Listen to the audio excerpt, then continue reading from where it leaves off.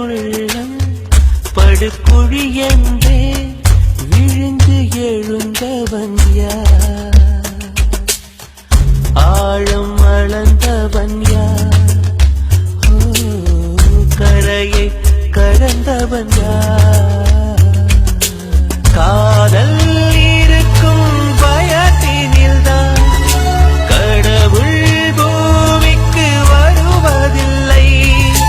மீறியவன் பூமி வந்தான் தாடியுடன் தான் அலைவான் வீதியிலே.